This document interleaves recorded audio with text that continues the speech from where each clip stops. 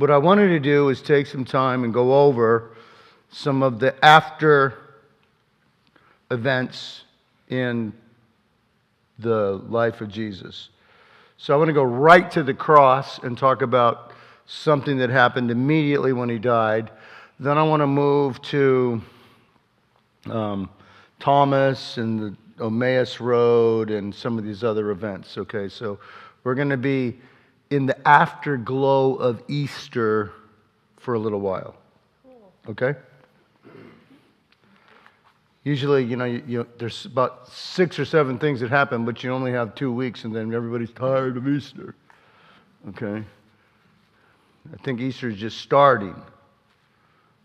So, yeah. You look like a happening chick today. Okay? So, all right. Has anybody ever heard the song, "It's Too Late, Baby, Now It's Too Late"? Carole King? Okay. We're going to talk about the centurion.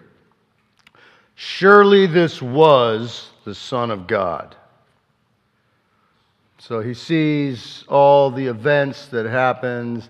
Jesus dies, the earthquakes, the night over the darkness over the light, all the radical moments, and that was his summation. And sometimes you figure stuff out a little bit too late in life. And that seems to be his problem. And actually, centurions do pretty well in the New Testament. Remember, there was a centurion who sent his servant to go ask Jesus. And he goes, you don't have to come to my house. I have people under authority of me. I can tell them to do this, do that. You can just say the word. So he has an awareness of the power of Jesus Christ. You don't even have to come to my house. You can just be, you're God. And Jesus is impressed with that centurion. There was another centurion where, the guy that is the first convert, Gentile convert, in Acts chapter 10, I believe it is. Okay?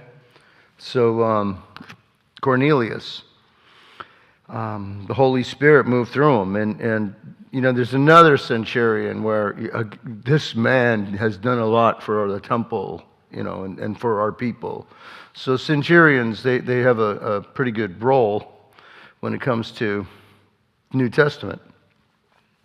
And the first person to offer a positive response about Jesus after the cross is a centurion. And we're tempted to say, well, what took you so long? If you would have figured this out, then we could have maybe saved Jesus from dying on the cross, and you killed the Son of God. That's a big whoopsie that you probably don't want on your resume when you go to heaven. Just, it's enough to get you a coffin, okay? And it was probably his soldiers who were in charge of the scourging, the 37 lashes, okay?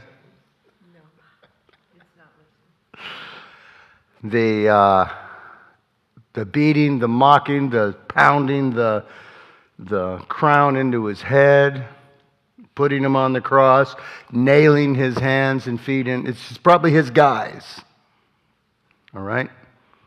Parading them through town. So, this centurion, we don't have a lot of warm fuzzies towards him. His centurions his soldiers who thrust a sword into his side. Why did you have to do all that to Jesus? And let's take a moment for an uncomfortable conversation. Hindsight, 2020. I can just think about things I did with my kids and just shudder. Oh, if only I would have handled it differently. If only I wouldn't have said that. If only I would have just not. I wish I would have thought about it first, We would have behaved differently. And the fact of the matter is, I don't know if you've ever planned, if I'm ever in this situation, Here's how I'm going to deal with it. I give you a perfect example. If I was going to die, this is the conversation that I would have with God. I had it all planned out. And so I hit the black ice going 80 miles an hour in the state of Washington, and my car is going towards the railing, and we're on a bridge, and the underpass is far way down, and as I'm heading towards the railing, I say, "Here we go." Now, that's not what I planned on saying when I'm about to die and meet my Maker. I had this theological statement and deep prayer and honest confession all planned out, and here we go is not, or the decisions we make. If only we would have made it differently. I wouldn't have got an abortion. I wouldn't have got a divorce. I would have stayed in school. I would have invested differently. I would have, whatever it is, you can fill in the blank. And there's always that person who comes along and says, "Well, you know what you should have done." And you just hate that person. I know what I should have done now. Anybody can be a Monday morning quarterback. But, in the moment, in the crisis decision-making time, we don't always handle it well. And, we got people with quick answers. I think about Eve in the Garden of Eden. She's looking at the fruit, and the snake's talking to her. Hey, it's tasty. And look how beautiful it is. And she says, "Well, we're not allowed to eat this." "Well, you won't die." Boom, immediately. A lie. Just think about it. Here it is. The snake's talking to you. You remember what God said. Somebody contradicts what God says. I always knew who I could go to get godly advice and the advice that I really wanted to take. Okay? I remember those guys. If I felt like doing wrong, I knew exactly who would give me the thumbs up. And, Satan has answers today. There's no hell. You can do whatever you want. Everybody's going to be saved. It won't hurt. It'll only be one time.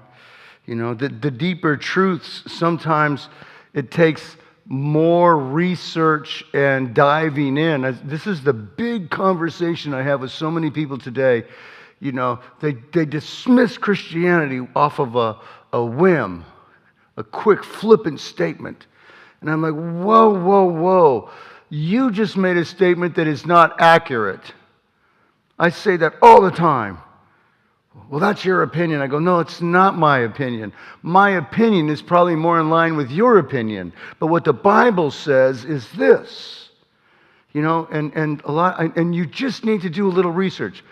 I'll tell you what, stand right here and let me pull out my phone and let's pull this up right here, right now. And if they give you the time, you can pull up the answer and explain this thing that they flippantly reject, some angle of Christianity. Okay? And I'm telling you, that's how easy it is. That's how quick you can do it. But somebody has to stand up and redirect the conversation. And that's you and me supposed to do this. But let's go back to that difficult place where you and I have a perception lag, where we fail to figure it out. Remember, I was talking about Mary Magdalene. She's in the presence of Jesus. The disciples on the Emmaus Road, in the presence of Jesus. Now, those guys get a break because it says in the Bible that this guy, he chose to not reveal himself. It doesn't say that about Mary. Mary, it's grief. Mary has a different idea about Jesus. She assumes he's dead. She wants to take care of the body. And so a lot of times, we think what we think gets in the way of what God wants to do. Paul says we see through a glass dimly on this side of eternity. Okay? Which means, one, we're going to see clearly when we get to the other side. Okay? And two, something that I've been doing recently is asking for the mind of Christ. I was Give me wisdom, God. James 1:5. Anybody who asks gets it. I wasn't getting any wisdom. So, all of a sudden one day, I think I was watching the Joseph Prince, and he says, you need to be asking for the mind of Christ. And so I started asking, Lord, give me the mind of Christ. And those articulation problems, boom, I was able to pull down the word that I wanted, remember the person's name, and, be smooth. When you're a preacher, you want to be smooth, You want to go, It's really embarrassing when you have that long pause when you're trying to find a word. But you know what else happened? All of a sudden, some attitudes that I kept trying to surrender were immediately surrendered. I wasn't having this angry moment. I wasn't having this selfish moment. I wasn't being drawn into petty moments. I was quick to reframe with grace. I had the mind of Christ on the forefront of my mind. And I'm telling you, I noticed the difference. It's happened the last 3 or 4 weeks. So I'm excited. I just want to pass this on to you. This is how you do it. Well, Jesus breathed his last. That was the Son of God. Okay? And, well, that was. How many of us lug around regrets? I'm coming back to this because this is a big issue. We got regrets. And some of us were just at that spot where it's too late to do anything about it now. But I'm going to argue that if you're still breathing, God still wants to make moves in your life. He still wants to answer prayers. I've had a really big one happen in the last 8 days. And I'm noticing, oh my, I prayed really intensely, and all of a sudden somebody that I was praying about started coming to church to every service. I'm like, oh my goodness. I've been praying intensely, and they're coming to church regularly. Wow. I connected the dots. Okay? And I'm telling you, he's alive. He wants to answer prayers. And a lot of those things those regrets we lug around, we can let them say, well, I messed up life. Oh, well, I guess that, it's over for me. I'm just waiting to die. I don't even know why I'm living anymore. By the way, these are statements that I hear from lots of people. These aren't just, me creating comments. People say this stuff. They mean this stuff. I had to sit in the hospital room with someone last week and argue with them that they didn't want to just die. And argue with them all the times God has shown up recently in their life. Argue with them that, yes, you're going through these difficult times, however, God has... I had to argue them out of just wanting to die. It's just, this is what's happening. People, they get so depressed, so upset. And this is what I'm afraid of. I'm afraid that people are going to miss the resurrected Lord in their life. You heard about the little boy, his family took him to the ocean for a week's vacation, and he was deathly afraid of the water. Every time they tried to put him in, he'd scream, that horrible scream that everybody, okay, he's not going in today. Got him in on the last day. Then he screams that horrible scream. What's wrong? I can't believe I waited this long to go into the ocean. I think sometimes that's going to be Christianity. You mean I could have had this really cool friendship with God? You mean that I could have prayed with authority? You mean that he would have answered prayers if I would have taken the time to put the extra in for the extraordinary experience? Yes. And I don't want you to have spiritual regrets. And I'll say to an older, mature faith crowd that you have something that other people don't have. You have decades of walking with the Lord. You've worked through some things. You've gone through some experiences. You've noticed the patterns. Or you're aware of your own brokenness. There's kind of some peace when you realize, all right, I'm aware that this is a weakness of mine. This is not a good routine thought process that I have. And you're able just to, I know I'm inclined to be this way, so let me grab it and stop it and put faith in place instead.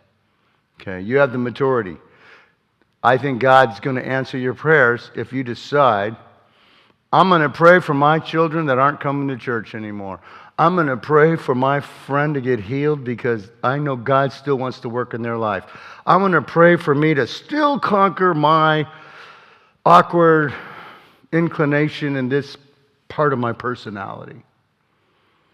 Okay? Instead of just going, oh, that's who I am, I'll always be this way. No, I think the Lord has fun moving and molding and reshaping us. Because for us, time, we measure time differently.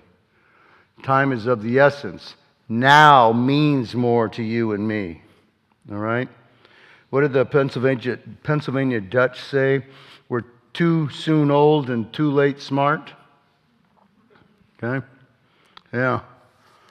Or how about, I don't know, have you heard about the workaholics that once I quit work, then I'll start living the way I want to, and they die a month later? Okay, I always hear these stories. Yeah. Why don't we just start living now? Terry comes up to me and says, you need to take a vacation. And, and I got one planned at the end of April. But you know what else I do? I have a devotional life, which is a vacation for me every day. And I have a workout moment where I'm trying to get strong every day. And I have my walks where I communicate with my spouse every day. I've worked into my daily routine some vacation-esque moments so that I'm not, diminished. I replenish throughout the day. And obviously the most important one is that devotional life. I just think that reading the Bible is so much fun because there's a personal God who's on the other end of your eyes. And He wants to come alive in your mind and show you new insights. It's absolutely fantastically beautiful, this relationship that God has established with us, okay? So, Judas, he took his regrets, and what did he do? He went out and hung himself. Peter stayed connected to the Lord, got fully restored. And Max Lucado tells about the Conscience Fund and the U.S. government has. Tons of letters come in.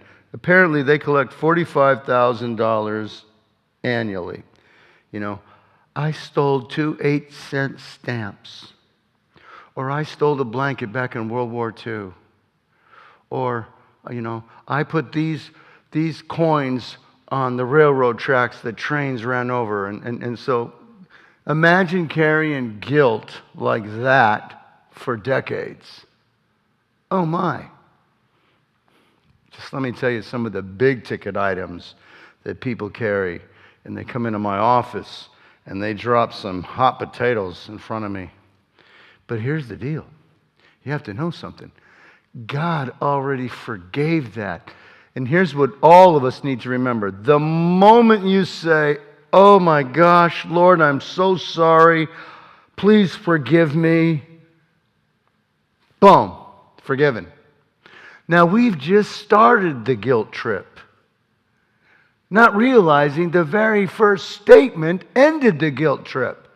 You could have been done with the guilt trip. Forgive me, you're forgiven. Let me now step into a relationship with God. But we're like, oh no, forgive me. And then we work it over. And we coulda, woulda, shoulda. And I can't believe God He'll never accept me. He'll never forgive me.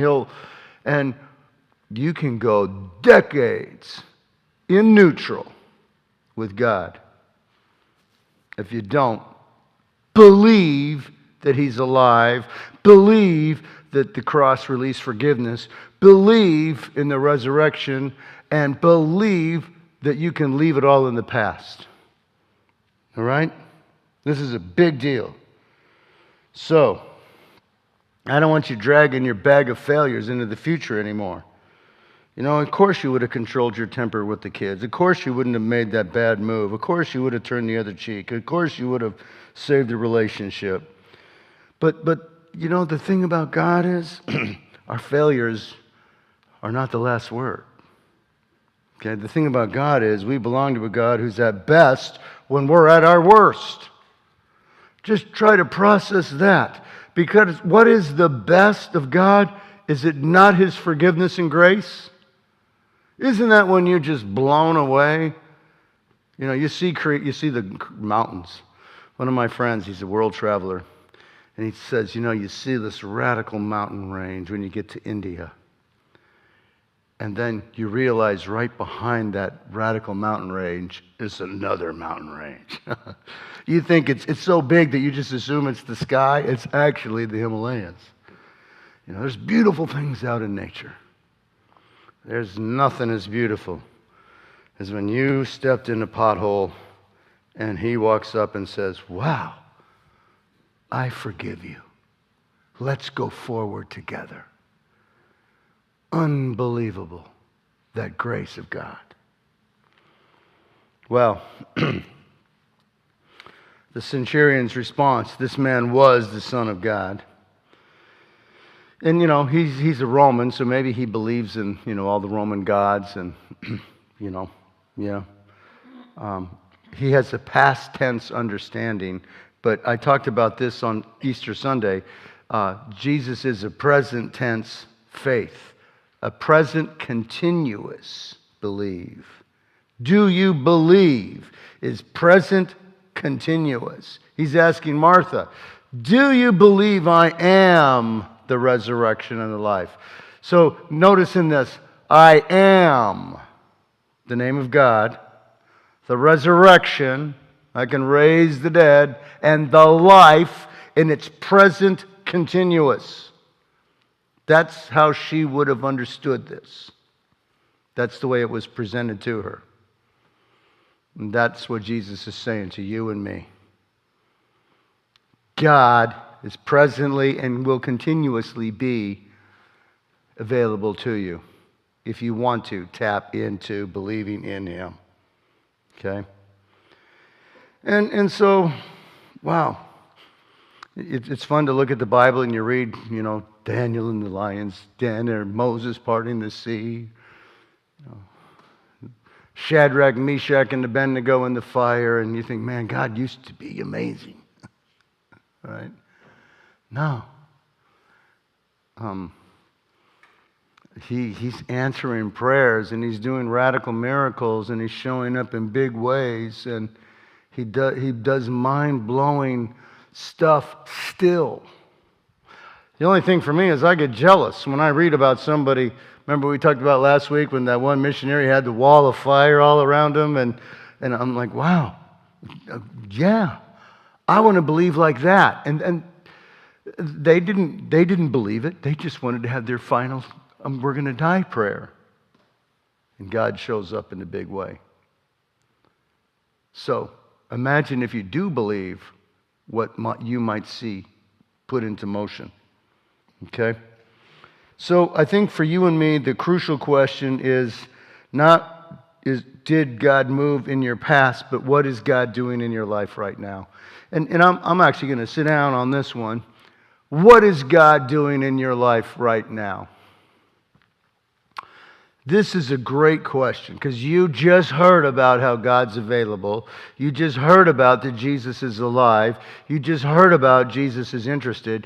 You know, in Ezekiel 37, it says, it's fun. You go there and it says, Son of man, say to this dead body, arise. All these dead bodies. Now, do you know what God always called Ezekiel? Mortal. That was his name. Hey, mortal, say this. Hey, mortal, do that. Hey, mortal. If you go through Ezekiel, I underline it because it's kind of humorous. Hey, mortal. That was his name. He gets to Ezekiel 37, Son of man. Now, what did Jesus always say about himself? Son of man. So all of a sudden there's a shift. and Son of Man is speaking to the graves, and those people are, and he says this, I will bring you out of your graves. So Jesus is all about bringing you out of your brokenness, bringing you out of your bad attitude, your past fears, your future fears, your struggling moments now, your regrets. He is alive. He's available now. And whatever happened in the past, it's in the past. And if you leave it in the past, you're free to go forward. If you keep holding on to the past, you don't get to go forward. What happened, happened. And all that matters is you're connected to God right here, right now. And you can pray backwards and say, Lord, would you heal so-and-so? You can pray forward, Lord, I'm worried about those I care about. But you can activate him right here, right now, and that's what he wants to do. Okay, I'll tell you a weird story. I'm talking to this woman, and she is in such deep despair. Something happened, and no words could heal the pain. And it wasn't I just had somebody who lost a child. Actually, I've had 3 people who've lost children in this past season. Unfathomable pain, right? This wasn't anything like that.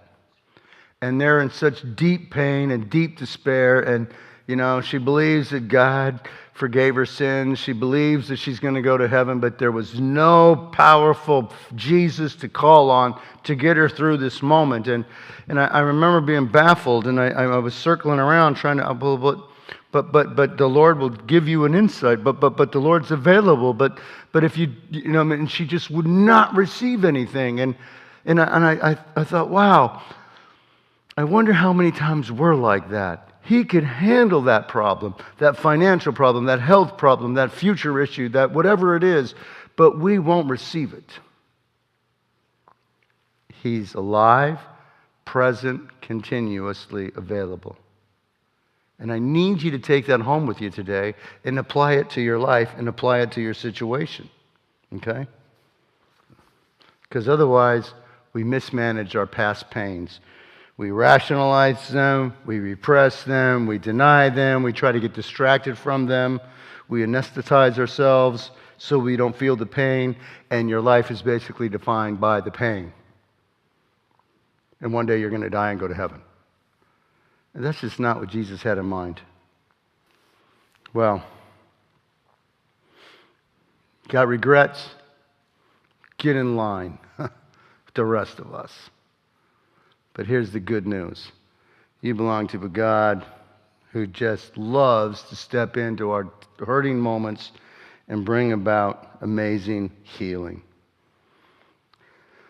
So, with that in mind, I guess what I want to say is the gospel message is it's not too late. I guess what I want to say is now is the moment of insight. I guess what I want to say is it's not too late for a new beginning. And I think that the greatest accomplishment that you can have is an intimate friendship with God. And have you ever met somebody and you were instantly friends? You felt like you're the deepest friends you ever had, and you've only known them this short period of time? For some of us, that's who God will be to you. Others of you, you've been walking with Jesus for a long time. I had fun. I think I told you a couple of weeks ago, I was in Proverbs, and I got a new proverb, and then it was right next to an old proverb that I got when I was 16 years old, and now I'm 61 years old. And I go, wait a minute, 16, 61? That's a lot of proverbs in between. Yeah, it's a lifelong friendship. So either way, a short, amazing friendship, a lifelong friendship, but I think your friendship with God is the highlight of your entire Christian journey. Not about how many people you saved. I think it's really about how you understand who He is. So, that's what I wanted. You wonder, was it a new beginning for the centurion? Did he go, well, that was the Son of God. I wish that I wasn't the guy that killed him. Okay? let me go have a few beers and try to erase that memory. Did he think that way? Or did he go, wow, that was the Son of God? Because here's what usually happens. God then arranges this person to say that and someone else to say the other, and arrange a moment for you to be in the presence of someone where the gospel would have been presented to him. Yesterday, somebody was pointing out the dots. This happened and that happened, which brought about Sky missed Easter Sunday. Pastor, I wasn't there on Easter Sunday.